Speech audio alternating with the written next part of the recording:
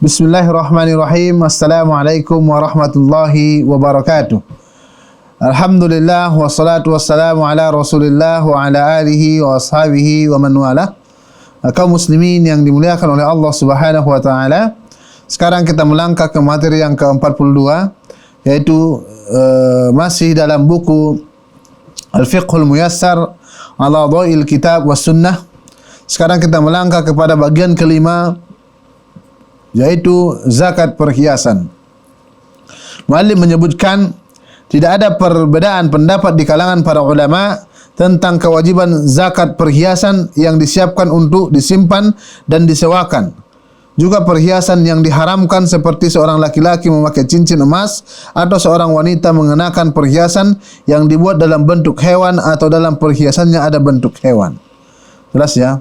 Jadi para ulama sepakat perhiasan juga memiliki zakat yang harus kita tunaikan. Baik perhiasan tersebut yang diharamkan bagi laki-laki seperti emas, dilarang bagi kita untuk memakainya dari kalangan laki-laki. Kemudian adapun perhiasan yang disiapkan untuk penggunaan yang mubah, untuk peminjaman, maka pendapat yang sahih dari dua pendapat kalangan ulama adalah wajibnya zakat padanya. Hal tersebut berdasarkan alasan berikut. Jelas. Alasannya adalah keumuman dalil yang mewajibkan zakat pada emas dan juga perak. Keumuman dalilnya baik untuk perhiasan ataupun tidak perhiasan.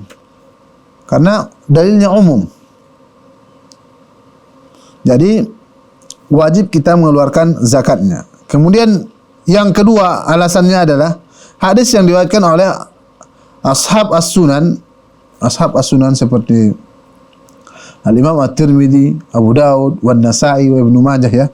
Itu disebut dengan ashab as-sunan.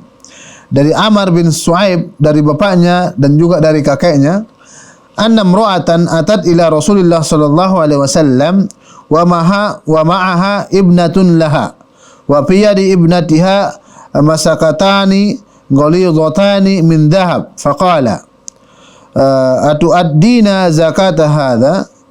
Qalat la. Qala ayasurruki an yusawwirakillah bihima siwarain min nar? Fakhala'at huma wa alqathuma ila Nabi sallallahu alaihi wasallam. Artinya bahwa seorang wanita datang kepada Nabi kita Nabi Muhammad sallallahu alaihi wasallam bersama anak perempuannya. Sedangkan di tangan anak perempuannya terdapat dua gelang emas yang besar dari emas, ya. Dua gelang besar dari emas. Maka beliau Nabi kita Muhammad sallallahu alaihi wasallam bertanya, "Apakah kamu menunaikan zakat gelang ini?" Kemudian perempuan tadi menjawab, "Tidak." Beliau Nabi kita Muhammad sallallahu alaihi wasallam bersabda, "Apakah kamu senang bila Allah dengan sebab keduanya," maksudnya gelang tadi, "memakaikan gelang untukmu dengan dua gelang dari api neraka?" Maka wanita tersebut melepaskan keduanya dan memberikannya keduanya kepada Nabi sallallahu alaihi wasallam. Jelas, ya. Hadis ini adalah dalil dalam tema masalah ini dan ia memiliki hadis pendukung penguat dalam as-sahih dan juga lainnya. Di sini jelas kita lihat, ya, anak perempuan tadi memakai gelang untuk perhiasan. Namun Rasulullah bertanya kepada ibunya, "Apakah engkau mengeluarkan zakatnya?" Ibunya mengatakan tidak. Jadi intinya adalah jika emas atau perak tersebut baik kita gunakan untuk perhiasan ataupun untuk dipinjam orang lain umpamanya, itu tetap wajib kita keluarkan zakatnya selama syarat-syaratnya mencukupi. Kaum muslimin yang dimuliakan oleh Allah Subhanahu wa taala. Kemudian alasan yang ketiga, pendapat yang mewajibkan zakat perhiasan ini lebih hati-hati, jelas, ahwat, lebih hati-hati dan lebih membebaskan tanggungan berdasarkan sabda Nabi sallallahu alaihi wasallam, "Da' ma yuribuka ila ma la yuribu." Tinggalkanlah apa yang meragukanmu kepada apa yang tidak meragukanmu. Jelas, untuk sekadar sifat hati-hati kita, maka kita wajibkanlah zakat bagi mereka. Kaum muslimin yang dimuliakan oleh Allah Subhanahu wa taala. Ini secara singkat tentang zakat perhiasan. perhiasan dari emas dan perak ya. Kalau yang lain tidak kita bahas. Karena yang dua ini yang memang ditentukan oleh syariat. Kemudian kita melangkah kepada bagian yang keenam, kita percepat karena waktu kita yang sangat singkat. Zakat harta perdagangan atau urud at-tijarah. Ini terkenal dengan istilah urud at-tijarah. Kata al-urud adalah jamak dari ardun, bahasa Arab ya, atau aradun, yaitu sesuatu yang disiapkan oleh seseorang. Yang disiapkan oleh seseorang muslim untuk diperdagangkan dari jenis barang apapun. Yang jelas urudut tijarah, apa saja yang kita jual itulah disebut dengan urudut tijarah. Ia adalah jenis harta zakat yang paling umum dan paling luas cakupannya karena tidak ditentukan. Jadi apa saja yang kita jual itu semua dianggap jenis zakat untuk urud at-tijarah, yaitu zakat harta perdagangan. Dinamakan demikian al-urud, suatu yang tampak sebentar karena ia tidak tetap, ya. Tampak sebentar dan ia tidak tetap. Kadang barang itu hanya sekejap kemudian dibeli orang, atau kadang dia lama belum dibeli orang, ya. Karena ia tidak tetap, akan tetapi ia tampak kemudian hilang. Tampak kemudian hilang. Karena sesungguhnya pedagang itu tidak menginginkan zat barang itu sendiri, akan tetapi keuntungannya dalam bentuk emas atau perak. Jelas ya? Zakat pada harta perdagangan itu wajib berdasarkan keumuman firman Allah Subhanahu wa taala. Jadi zakat urudut tijarah itu wajib berdasarkan firman Allah Subhanahu wa taala, wa fi amwalihim haqqun lis-sa'ili wal mahrum. Artinya, dan pada harta-harta mereka ada hak untuk orang miskin yang meminta dan orang miskin yang tidak meminta, yang mereka tunaikan. Maksudnya kita tunaikan dari harta kita itu, ada yang harus kita sedekahkan atau kita zakatkan kepada fakir miskin. Dan juga berdasarkan firman Allah Subhanahu wa taala, ya ayyuhalladzina amanu anfiqu min thayyibati ma kasabtum. Wahai orang-orang yang beriman, nafkahkanlah di jalan Allah sebagian dari hasil usaha kalian yang baik-baik. Surah Al-Baqarah ayat 267. Dan juga berdasarkan sabda Nabi SAW kepada sahabat yang mulia Mu'adz bin Jabal radhiyallahu anhu.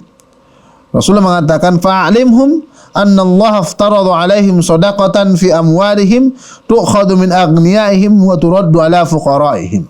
Artinya, beritahukanlah kepada mereka bahwa Allah telah mewajibkan atas mereka zakat pada harta mereka yang diambil dari orang-orang kaya mereka dan diberikan kepada orang-orang fakir dari mereka. Kaum muslimin yang dimuliakan oleh Allah Subhanahu wa taala, tidak diragukan bahwa barang perdagangan adalah harta. Barang perdagangan adalah harta. Dan setiap apa yang kita jual itu adalah harta kita. Namun ada syarat wajib zakat pada barang perdagangan. Syarat yang pertama adalah proses memilikinya harus dengan jalan perbuatannya sendiri, seperti membeli dan menerima hadiah, sehingga proses warisan dan yang semisalnya dari sesuatu yang didapatkan secara paksa tanpa usahanya tidak masuk dalam kategori hal tersebut. Jelas. Syarat yang pertama, proses memilikinya harus dengan yang diperbolehkan menurut syariat, yaitu baik dengan membelinya sendiri atau dihadiahkan orang lain kepada dia kemudian dijualnya. Namun jika diambil itu dengan cara yang tidak dibenarkan syariat seperti mencuri atau diambil paksa, dirampas dari orang lain, maka ini tidak masuk dari harta urudut tijarah tadi. Kemudian yang kedua, tujuan memilikinya harus dengan niat berdagang. Jadi ketika kita memiliki barang tersebut, kita beli, di situ saja tidak cukup. Kita harus meniatkan memang barang yang kita beli itu untuk kepentingan berjual beli. Ini syarat yang kedua. Syarat yang ketiga, nilainya harus mencapai nisab. Nilai urudut tijarah itu harus mencapai nisab. Di samping 5 syarat yang disebutkan di awal zakat.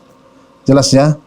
Ini adalah tambahan dari syarat yang disebutkan di awal tadi, seperti muslim, ya, muslim Islam maksudnya, dan juga merdeka, dan juga mencapai nisab. Lalu bila sudah berputar 1 tahun, 1 haul ya, 1 tahun, maka harta perdagangan diperkirakan nilainya dengan menggunakan standar emas ataupun perak. Bila nilainya telah mencapai nisab, maka wajib zakat besar 2,5%. Maksudnya apa? Jika sudah mencapai nisab emas ataupun perak, maka kita wajib mengeluarkan zakatnya 2,5%.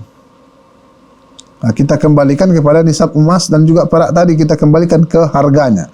Harganya saat ini umpamanya 1 gram emas berapa? Kemudian kita lihat dari urudut tijarah kita tersebut, apakah sudah mencapai atau belum.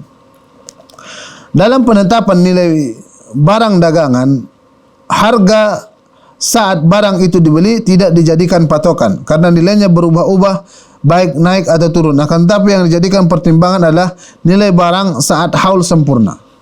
Nilai barang saat haul sempurna. Nah, jadi ini pendapat muallif di sini. Muallif menyebutkan penilaian barang tersebut bukan di awal, namun dihitung ketika haul sudah sempurna, di penghujung tahun umpamanya. Maka dilihatlah nilai barang saat itu, apakah mencapai nisab emas atau tidak mencapai, ataupun mencapai nisab perak ataupun tidak tercapai.